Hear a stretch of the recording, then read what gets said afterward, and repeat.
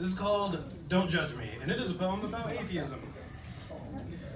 I don't get why God took the time to forbid this stuff I stopped believing in when I was a kid. This comes up in Exodus, Leviticus, and Deuteronomy, and no, you don't need to show me proof of sodomy. I don't think that's evil, but I do know it exists, unlike some other stuff on God's no-no list. I'm sorry, y'all, but I just don't believe in witches.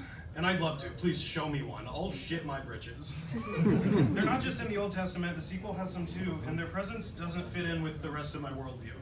Paul meets a sorcerer in chapter 13 of Acts. You get why I might struggle believing the Bible's full of facts? But if I don't accept all the stuff in there, then I'm denied salvation. Ethically virtuous non-believers still receive hell and condemnation. Come on though, everybody. Book of Revelation. I won't do a full read, but permit me one quotation. There was a great fiery red dragon having 7 heads and 10 horns, and on its heads were 7 crowns. Its tail swept away 1/3 of the stars in heaven and hurled them to the earth.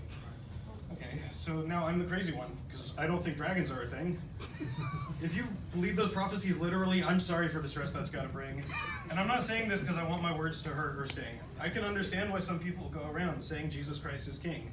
However, when I was but a youngin', just in 7th grade, my Jewish grandpa died, and before the pain of loss could fade, Christians found the time ideal to make me feel afraid. Too late for him, they told me, but for my soul, they prayed. They told me he would burn forever after down in hell. Want to take a guess whether or not I took that well? After this, I was filled with contradictory desire. I wanted to go to heaven, not the lake of fire, but the thought of heaven didn't make me all that excited, since I knew that my grandpa wasn't invited. Now, when I chat with Christians about this, they tend to get defensive, like talking about my actual childhood is intrinsically offensive. I'm sick and tired of being told Christians don't do those things if they're good or if they're real.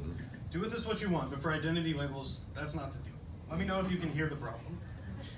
Good men think women should get equal pay at their jobs. Real white people aren't the ones forming lynch mobs.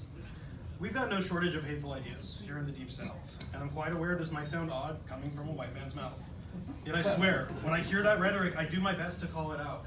Otherwise, I'd have no right to bitch and whine and pout. Now, I sometimes lack the energy, sometimes lack the clout, but after moments of weakness, I remind myself what I'm about. I don't believe in magic, but I'm on board with charity.